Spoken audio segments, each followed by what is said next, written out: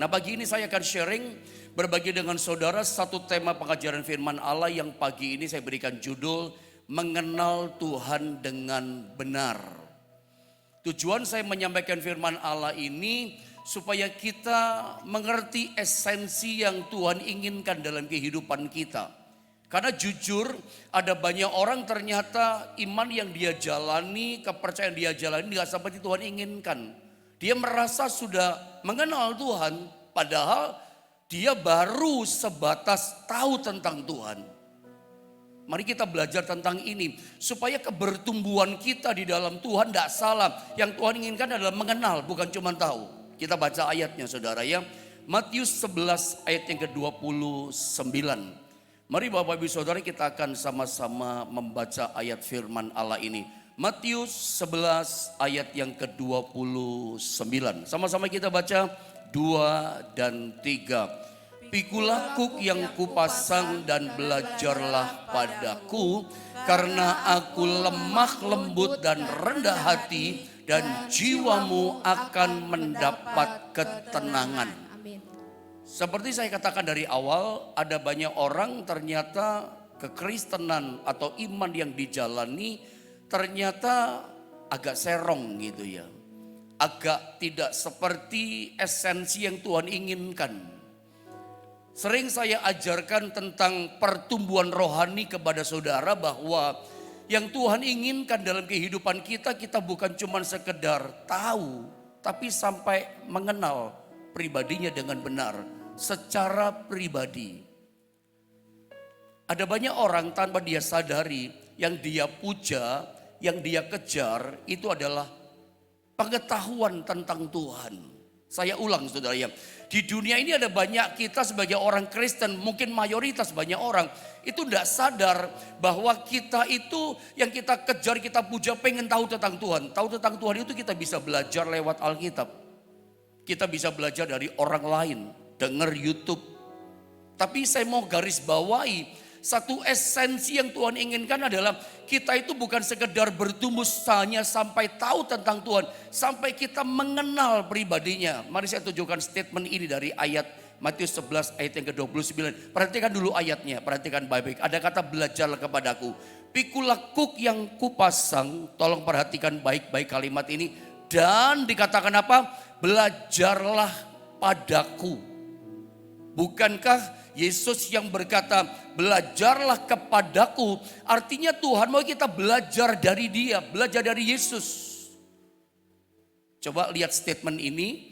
Saya pernah bilang sama saudara begini, Tuhan ingin kita bukan hanya belajar tentang Yesus, tapi esensi yang Tuhan inginkan adalah supaya kita itu belajar dari Yesus, belajar dari dia. Belajarlah kepadaku. Ingat, satu rumus yang saya pernah ajarkan sama saudara, mengenal Tuhan itu adalah membangun hubungan sama dia, sama Tuhan, sampai proses menghasilkan kita ngalami pribadinya. Nah, ada banyak orang Kristen, saya katakan dari awal, dia tuh sebetulnya merasa begini, saya udah kenal Tuhan. Padahal dia baru tahu tentang Tuhan, batasnya di situ. Nah, saya ingin sampaikan sama saudara, bagaimana caranya kita bisa mengenal pribadi Tuhan sampai kita mengalami kuasanya.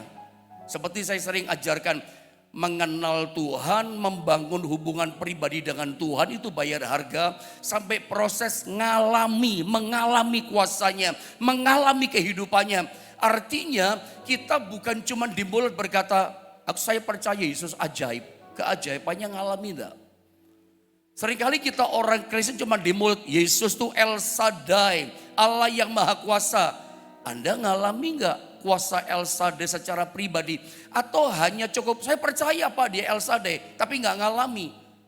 Tuhan ingin kita bukan cukup hanya mempercayai dia sebagai dia berkuasa. Tuhan enggak ingin kita hanya percaya dia ajaib. Keajaibannya, kuasanya dialami enggak secara pribadi dalam hidup kita?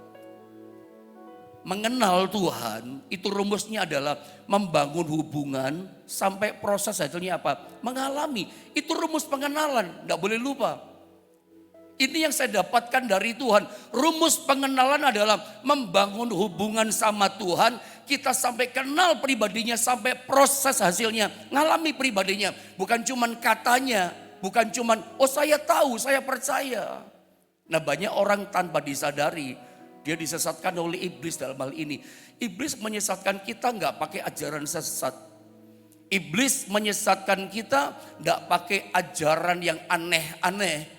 Untuk ajaran yang aneh-aneh, ajaran yang sesat, Anda yang tahu tentang firman, belajar tentang Yesus, bukan belajar dari Yesus sudah ngerti. Nah ini sesat, Anda nggak mau ikut. Iblis menyesatkan kita cukup begini. Yang penting kita tahu tentang Tuhan dan sampai ngalami pribadinya. Sehingga begitu kita tersandung kena masalah langsung hilang kita. Kita berpikir orang lain ngalami kuasa-kuasa yang enggak. Iblis menyesatkan kita sederhana. Enggak pakai ajaran sesat. Hanya tahu tentang Tuhan. Hanya percaya tapi enggak mengalami. Mari kita belajar pagi ini. Untuk saya membawa Anda pada satu level pemahaman yang baru. Bahwa ada perbedaan. Apakah berbeda? Beda. Belajar tentang Tuhan dengan belajar dari Tuhan, dari Yesus itu beda. Perhatikan saudara ya. Nah banyak orang yang dikejar karena gak mau bayar harga. Kenapa sih orang lebih suka belajar tentang Tuhan gak bayar harga? Belajar tentang Tuhan tuh gini ya. Orang bobrok mentalnya saja bisa. Orang yang gak beriman pada Yesus, gak percaya sama Alkitab. Apakah dia bisa belajar tentang Tuhan? Sangat bisa. Orang yang jahat, orang yang ancur-ancuran hidupnya, orang yang bahkan tidak mengenal Tuhan, bahkan sebetulnya dia benci sama Yesus, alergi sama Yesus. Saya tanya, apakah dia bisa belajar tentang Yesus? Sangat bisa. Bisa dengar lewat YouTube pendeta khotbah.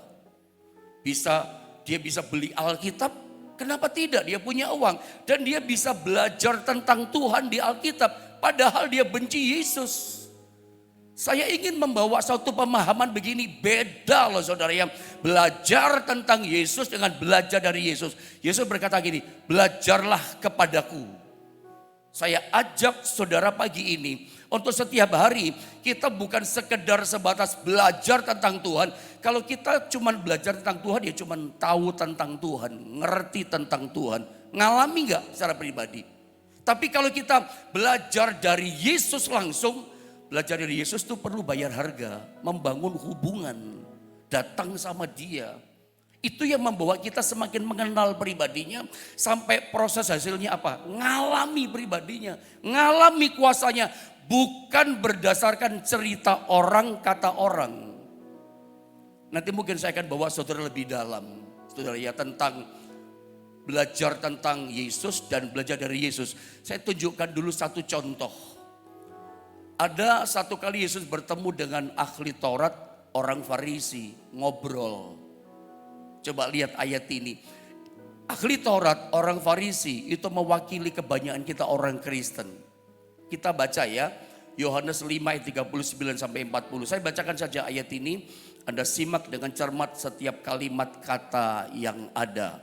Ayat 39 Yohanes 5 dikata begini. Kamu, Yesus berkata, menyelidiki kitab-kitab suci, Alkitab, khususnya Taurat ya.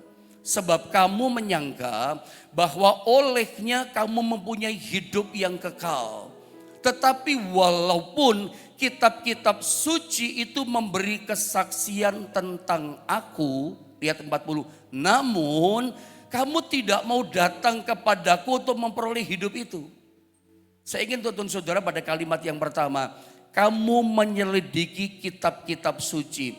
Ahli Taurat termasuk orang Farisi gitu ya. Itu sangat berbeda dengan kebanyakan kita orang Kristen. Kita kalau baca Alkitab, kitab suci kita cuma sekedar baca pasalnya, ayatnya, barisnya, kalimatnya, selesai. Ya selesai pembacaannya, ya selesai. Cuman baca, bahkan kadangkala ketika kita membaca ayat-ayat firman Allah yang kita kurang suka, kita kurang ngerti, kita lewat, kita loncat. Begitu mudahnya kita lewati. Tapi ahli Taurat, orang Farisi beda, terutama ahli Taurat. Mereka kalau baca kitab suci, baca Alkitab, hukum Taurat. Mereka bacanya dikatakan apa? Kamu menyelidiki kitab-kitab suci. Diselidiki sama mereka, dipelajari sama mereka. Beda sama kita kan? Dan mereka berpikir, Yesus tunjukkan begini, kayak pikiran kita. Kamu menyelidiki kitab-kitab suci, diselidiki dengan baik kitab suci. Sebab kamu menyangka, mereka menyangka bahwa oleh menyelidiki kitab suci, kamu mempunyai hidup yang kekal. Jadi mereka berpikir kalau mereka baca Alkitab, belajar tentang Tuhan, tentang keimanan, tentang keilahian, tentang Tuhan, belajar tentang sorga dan lain-lain. Tuhan katakan, kamu menyangka bahwa kalau kamu baca kitab-kitab suci, menyelidiki kitab suci, kamu otomatis mempunyai hidup yang kekal. Yesus katakan apa? Dalam ini, tetapi walaupun kitab suci itu memberi kesaksian tentang aku, namun kamu tidak mau datang kepadaku untuk memperoleh hidup itu. Jadi Yesus berkata, kamu menyangka kalau kamu belajar, kamu menyelidiki, kamu baca kitab suci, kamu dapat hidup kekal. Tuhan katakan enggak seperti itu. Tuhan katakan kalau dapat hidup kekal, mesti datang kepadaku. Nah persoalannya ada banyak orang yang ingin dapatkan hidup kekal, tapi enggak mau membangun hubungan sama Tuhan. Enggak cukup belajar tentang Tuhan di Alkitab. Tidak cukup hanya datang ibadah, dengar firman, baca Alkitab tekun. Sorry saya katakan ada banyak kita belajar tentang Tuhan itu dari orang lain. Ya memang termasuk saya memang belajar juga dari orang lain. Tetapi masakan kita orang Kristen sudah puluhan tahun. Saya ingin membawa saudara pada pemahaman level yang baru. Tujuan saya begini, Anda nggak bisa pertumbuhan kematangan dewasa rohani hanya bergantung sama orang. Kalau tidak ada orang memberitakan firman Allah, lalu apakah Anda nggak belajar tentang Tuhan? Adakah saudara sudah 20 tahun percaya pada Tuhan, maka rohanimu masih renungan harian, baca ayat ini, ya itu bagus, saya pun kadang melakukan. Tapi bisakah saudara, kita itu bisa belajar dari Yesus, jalur ini yang saya pilih. Ya, hal ini yang saya pakai jalur ini saudara ya. Ketika saya baca ayat Alkitab, saya belajar dari Tuhan. Selain saya belajar dari orang, ada renungan harian. Tapi saya selalu bertanya sama Tuhan, apa ini maksud ayat ini Tuhan? Itu maksudnya belajar dari Tuhan. Nanti saya tunjukkan. Dan itu jadi rema pewahyuan, itu yang mendatangkan kehidupan. Orang Farisi, ahli Taurat, itu kayak kita. Kita berpikir dengan kita mendengar firman. Di YouTube bisa dengar khotbah sampai 45 pendeta. Baca Alkitab, dengar khotbah. Ada banyak kita berpikir kayak ahli Taurat. Dengan sendirinya otomatis kita dapat hidup kekal. Nggak bisa. Nggak cukup dengar. Tidak cukup hanya baca. Menyelidiki. Tetapi kita dikatakan, namun kamu tidak mau datang kepadaku untuk memperoleh hidup itu. Gak bisa kata Tuhan. Mau dapat hidup yang kekal, datang kepadaku. Maksudnya apa? Membangun hubungan. Makanya kenapa banyak orang lebih memilih belajar tentang Tuhan daripada belajar dari Tuhan. Sebab belajar dari Tuhan harus membangun hubungan. Secara pribadi, belajar tentang Tuhan, ya cukup dengar saja selesai. Saya tunjukkan contoh tentang Raja Herodes. Ahli Taurat itu tahu betul tentang Tuhan. Dalam Matius pasal 2 ayat 4 sampai dengan ayat yang kelima, Bapak Ibu Saudara. Ini kisah tentang orang Majus.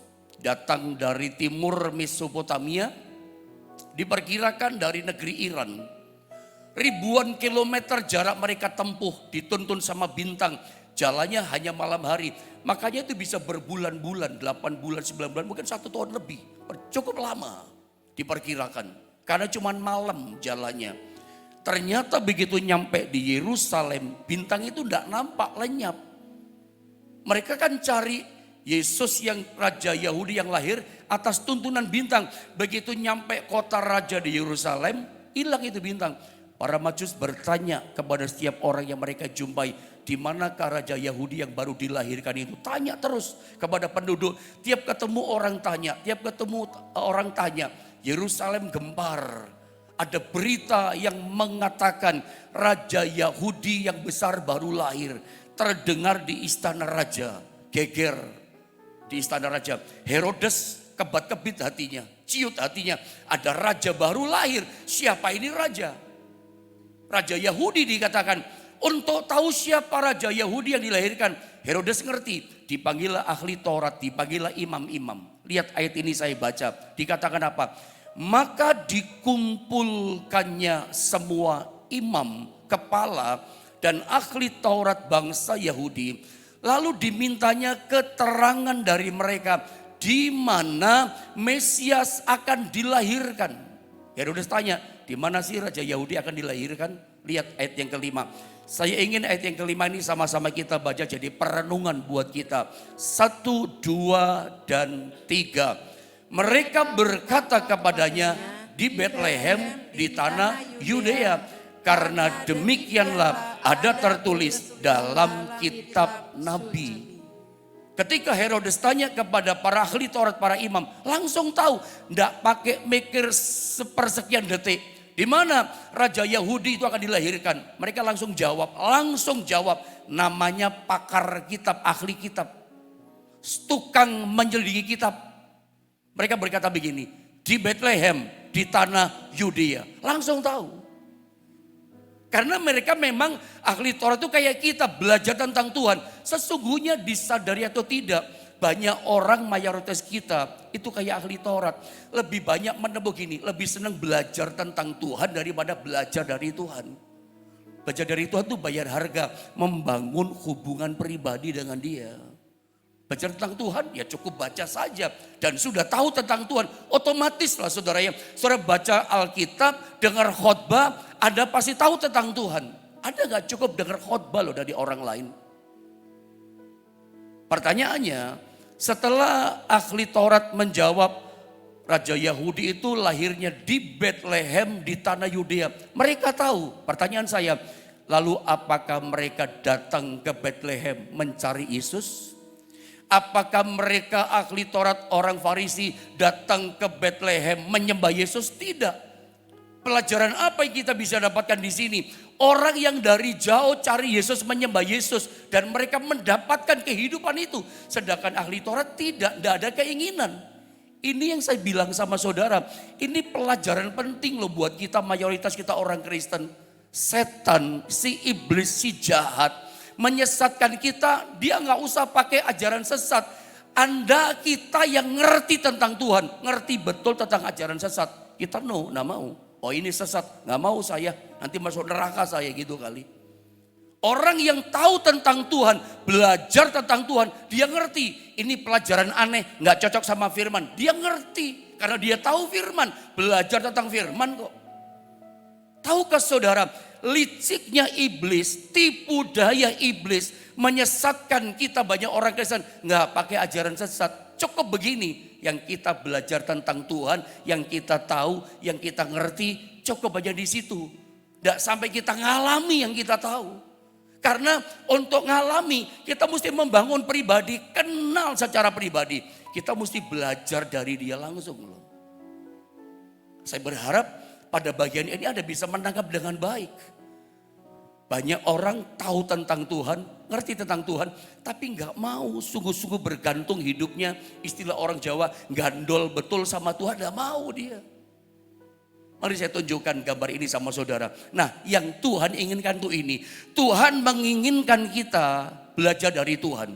Bukan sekedar belajar tentang dia, tentang Tuhan. Ada beberapa ayat, ini yang penting sebetulnya esensi yang saya mau coba lepaskan sama saudara. 1 Yohanes pasal 2 ayat 27, lalu siapkan Kolose 1 27 sampai 28. Saya baca dulu dan saya terangkan 1 Yohanes pasal 2 ayat 27. Ini penting saudara ya. Saya berharap esensi dari ayat ini terimpartasi dalam kehidupan kita. Perhatikan, sebab di dalam diri kamu tetap ada pengurapan yang telah kamu terima daripadanya. Lihat ayat ini, karena itu kata firman Allah, tidak perlu kamu diajar oleh orang lain. Saya ulang kalimatnya. Karena itu tidak perlu kamu diajar oleh orang lain. Tetapi bagaimana pengurapannya, kuasanya, Roh Kudusnya pribadinya. Dikatakan apa? Dalam ayat ini mengajar kamu tentang segala sesuatu. Dan pengajarannya itu benar, tidak mungkin sesat. Tidak dusta, tidak mungkin dusta. dan sebagaimana ia dahulu telah mengajar kamu, demikianlah hendaknya kamu tetap tinggal di dalam dia. Apa yang saya mau coba lepaskan sampaikan sama saudara melalui ayat ini. 1 Yohanes 2:27. Ayat ini jelas berkata, ada pengurapan tinggal dalam diri kita. Ada Roh Kudus. Ada kuasanya. Kita orang Kristen mesti percaya. Tuhan memang tinggal di sorga. Tapi Tuhan pribadi yang sama lewat kuasa Roh Kudusnya. Lewat kuasa pengurapannya. Dia itu tinggal ada dalam diri kita. Siapa yang bilang? Firman Allah ini yang bilang. Pengurapannya tinggal dalam diri kamu. Yang telah kamu terima daripadanya. Karena itu dikatakan tidak perlu kamu diajar oleh orang lain. Pernahkah Anda menempuh jalur dari ayat ini? Ini yang kita pakai. Pernah gak pakai ayat ini? Ketika kita membaca satu ayat dan kita tidak mengerti sama sekali itu ayat. Apakah Anda loncat saja, tidak ngerti ya sudah. Apakah Anda pernah pakai ayat ini? Bahwa kita percaya ada kuasa Roh Kudus. Roh Kudus kerjanya dalam diri kita, pengurapan kuasanya. Bukan sekedar untuk menghiburkan kita waktu kita susah. Enggak. Roh Kudus dalam diri kita bukan cuma menuntun kita dalam jalan kebenaran. Bukan saja memberikan damai sejahtera. Roh ini dikatakan yang mengajar kita. Masakan kita udah puluhan tahun belajar terus tentang Tuhan, tidak belajar dari Dia. Roh Kudus yang tinggal dalam diri kita. Seperti saya katakan tadi, sorry to say, udah puluhan tahun kita jadi Kristen. Kita cuman bermainnya area seputar renungan harian. Renungan harian, itu makanan saudara renungan harian. Kalau untuk orang Kristen yang masih 1 bulan, 1 tahun, 2 tahun, it's okay. Saya ulang, saya ingin membawa level kita naik pemahaman tentang Tuhan, belajar dari Dia. Ada pengurapan. Apakah Anda pernah pakai jalur ini? Ketika Anda tidak ngerti satu ayat, Anda datang berdoa sambil nangis kepada Tuhan. Ini sebetulnya apa yang ayat ini Tuhan berikan pada saya. Tempo-tempo kan seperti ada ayat muncul kan di hati kita. Ada ayat. Ayat ini apa ya? Anda langsung bingung. Pak Pendeta artinya apa ya Pak Pendeta? Padahal yang dapatkan Anda. Yang dikasihkan ayat itu ada. Mungkin lagi hancur imanmu. Lagi berduka cita ditinggal oleh orang yang Anda cinta. Ada sedang rasanya kecewa karena menghadapi kerugian. Situasi yang goncang hidupmu, tiba-tiba datang satu ayat. Tuhan kasih sama saudara. Sebetulnya seartinya pun Tuhan kasih itu nanti. Pernah nggak pakai jalur ini? Lalu ada berdiam diri. Mesti datang membangun hubungan sama Dia. Nggak cukup dengar selesai. Nggak cukup baca selesai. Anda bersujud sambil nangis, Tuhan. Ayat ini artinya apa yang Tuhan beri sama saya? Ini saya pakai loh. Walaupun saya masih belajar dari orang, ya.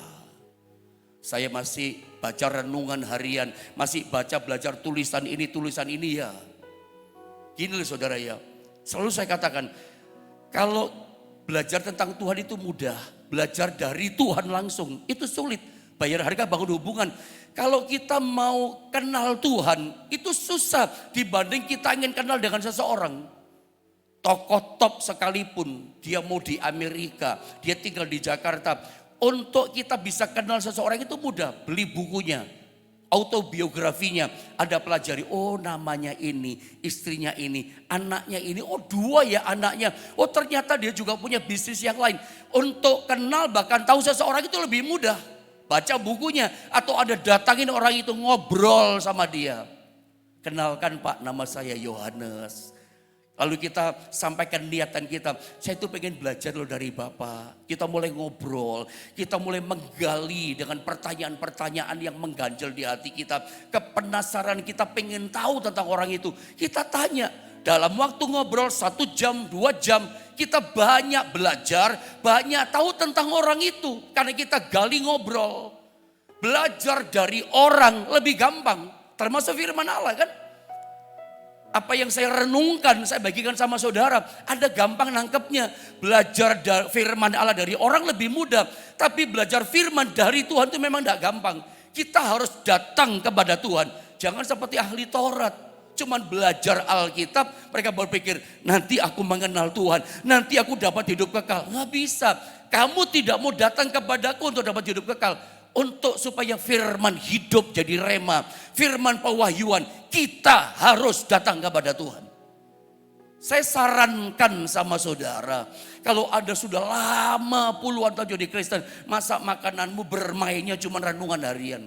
Coba ambil tempuh jalur ini, datang sama Tuhan, dapat ayat, renungkan itu. Sampai firman dihidupkan, ada pewahyuan baru. Ini yang saya pakai. Makanya kadang orang penasaran, kok selalu ada yang baru Pak penyingkapannya? Itu pewahyuan. Disingkapkan saudara. Tambah satu ayat lagi, Kolose ayat 1, 27, 28. Ayat ini sering saya terangkan sama saudara. Tentang Kristus tinggal dalam diri kita. Saya baca ya.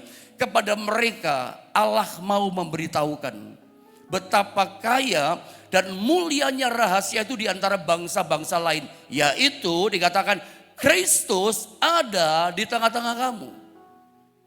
Terjemahan versi New King James Version katakan Christ in you. Kristus ada di dalam kamu. Seperti 1 Yohanes tadi. Roh Kudusnya, pengurapan kuasanya tinggal dalam diri kita. Diajar kita langsung, perhatikan ayat ini. Kristus yang adalah pengharapan akan kemuliaan. Ayat 28. Dialah ini siapa? Roh Kudus yang tinggal dalam diri Paulus. Roh Kudus Tuhan itulah yang kami beritakan apabila tiap-tiap orang kami nasihati dan tiap-tiap orang kami ajari dalam segala hikmat untuk memimpin tiap-tiap orang kepada kesempurnaan dalam Kristus. Ayat ini berkata sangat lugas, tegas sekali. Kita nggak akan pernah mencapai yang namanya kesempurnaan dalam Kristus. Majority dewasa, matang iman kita. Kalau kita nggak belajar dari dia loh. Ayat ini berkata, dia yang kami beritakan kepada tiap-tiap orang. Jadi saya suka bilang, Paulus kayaknya nggak punya berita yang lain. Apa enggak bosan tuh orang mendengar? Beritanya selalu, Kristus ada dalam diri kamu. Masalahmu apa? Masalah rumah tangga Pak Pendeta. Masalahmu apa? Ekonomi Pak Pendeta. Tapi jawaban Paulus sama. Hei jemaat, ada Kristus dalam kamu yang bisa menolong kamu. Ada Kristus dalam diri kamu. Ada urapan Kristus artinya yang diurapi. Ada kuasa tinggal dalam diri kamu. Ada urapan Allah tinggal dalam diri kamu. Paulus menjawab pertanyaan tiap-tiap orang. Apapun masalahnya jawabannya sama. Hei, ada urapan kuasa tinggal dalam diri kamu. Maksudnya harusnya goal, tujuan seorang hamba Tuhan, siapapun dia yang melayani Tuhan, goalnya dia mesti kayak Paulus. Yang diingatkan begini, ada Kristus yang dalam diri kamu. Supaya jemaat, supaya tiap-tiap orang Kristen, orang Jawa katakan gandolnya bukan sama orang lain. Bergantungnya bukan pada Kristus yang ada dalam diri hamba Tuhan. Tapi dia bisa bergantung tiap-tiap orang kepada Kristus, urapan kuasa yang tinggal dalam diri kamu. Sorry saya katakan, saya akan merasa gagal jadi gembala. Gagal mengajar jemaat. Kalau semua jemaat bergantung sama saya. Bergantung kepada Kristus yang ada dalam diri saya. Loh, Kristus kan juga ada dalam diri kamu. Bergantung sama dia. Sungguh loh, saya merasakan gagal kalau jemaat ya ada apa-apa, bagaimana Pak Yohanes, bagaimana Pak Pendeta, lu ada Kristus dalam diri kamu kok. Setiap masalah ada kebingungan, saya akan merasa gagal. Makanya saya ingin seperti ayat ini, goal seorang hamba Tuhan. Kadang-kadang memang ada tertentu dalam tanda kutip, maafkan kata-kata saya. Kadang ada hamba Tuhan tertentu menikmati situasi ini. Hamba Tuhan kayak jadi dukun. Senang sekali orang datang. Apa kata Tuhan Pak Pendeta? Bagaimana Pak Pendeta? Kok menikmati sih? Ini gagal. Kalau ada hamba Tuhan seperti ini dia gak sadar dia gagal mengajar jemaat. Saya mengajar Anda sebagai jemaat. Saya ingin gini. Kamu mesti bergantung kepada urapan Kristus yang tinggal dalam diri kamu. Belajar dari dia, ada kuasa. Bukan cuma tahu tentang dia, percaya kepada dia. Sampai kamu ngalami kuasanya, ini yang betul. Kadang-kadang kita itu merasa iri hati ya. Saya sering bilang, kok Kristus dalam diri orang itu luar biasa. Kayaknya dalam diri kita urapan kuasa gak mengalir gitu. Karena Anda gak mau membangun hubungan sama dia. Kalau saudara ingin kuasanya bekerja, bangun hubungan sama dia. Gak cukup baca, gak cukup ngerti percaya. Bagaimana kuasa itu mengalir? belajar dari dia, bangun hubungan sama dia.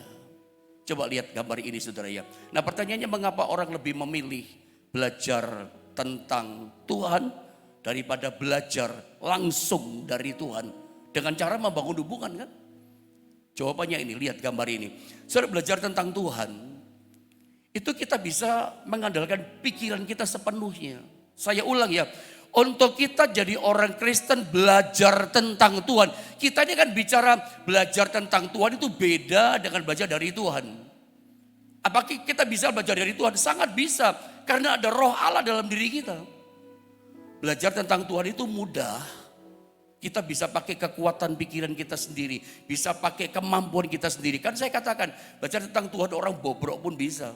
Anti Yesus pun, benci sama Yesus pun bisa. Dia belajar tentang Tuhan setelah dia tahu. Nyerang kekristenan, nyerang berita Injil.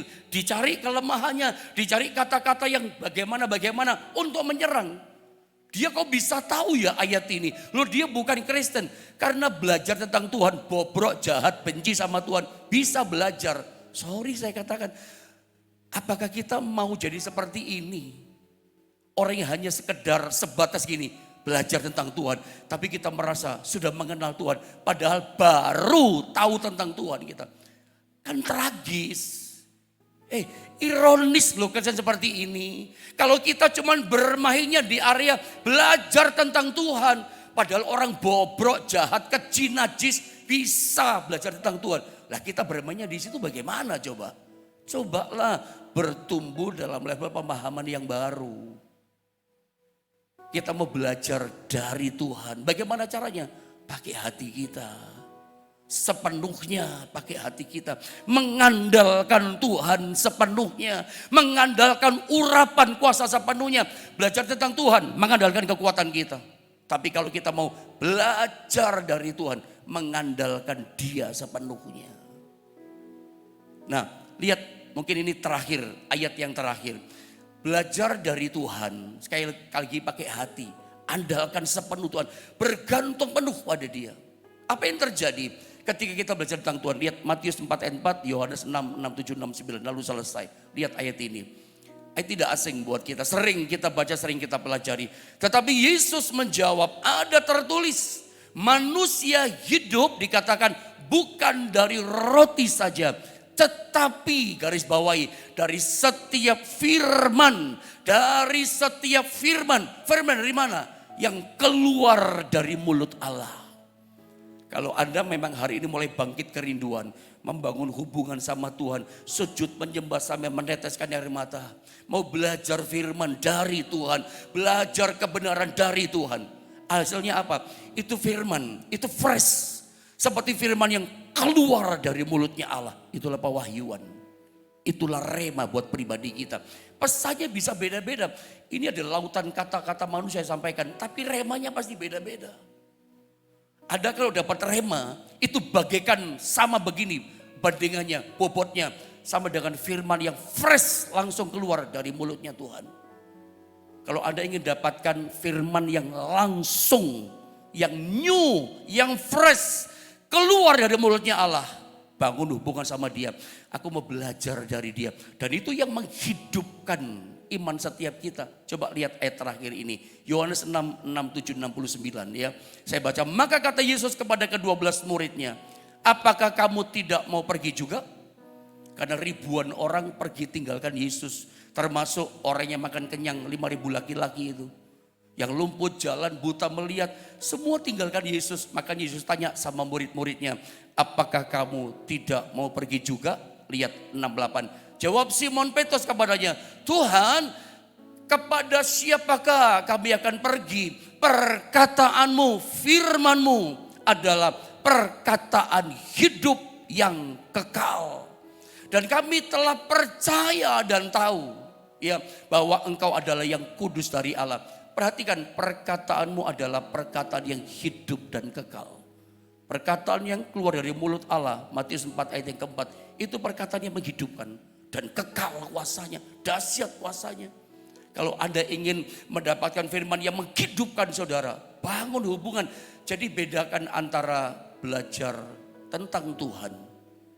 Yang orang bobrok itu bisa. Masa Anda di situ mainnya? Beda dengan belajar dari Tuhan. Belajar dari Tuhan itu membangun hubungan. Sampai kita mengenal pribadinya. Sampai menghasilkan kita mengalami kehidupan dari kuasanya. Bukan dari kata orang. Saya udah ngalami. Orang itu kalau sudah ngalami kuasa Tuhan. Hasil dari dia belajar dari Tuhan. Mengenal dia. Itu kena pencobaan apapun tidak pernah mundur. Orang mau ngomong apapun tentang Yesus tetap teguh. Aku percaya, aku udah ngalami kok kuasanya. Aku udah ditolong. Aku udah ngalami dia El Shaddai, Jehovah Jireh. Dia menyediakan segala yang kuperlukan. Udah ngalami gitu. Orang-orang Kristen, hamba-hamba Tuhan yang sudah mengalami pribadinya. Itu teguh imannya. Dalam imannya dalam Tuhan. Digoncang apapun, aku yakin tetap ngalami pertolongan Tuhan. Saya berdoa lewat firman Allah ini, biar level kita naik. Tidak cukup hanya dengar dari orang. Pagi ini Anda dengar dari saya loh. Perenungan saya bagikan sama saudara. Tapi Anda mesti belajar di rumah saudara ya. Andalkan Roh Kudus dalam dirimu untuk belajar dari dia. Hadapi masalah pun bisa belajar dari dia. Dan hasil perkataan hidup tadi, itu memberikan jalan keluar yang dahsyat dan luar biasa dalam hidup kita. Kita naikkan worship yang pertama saudara.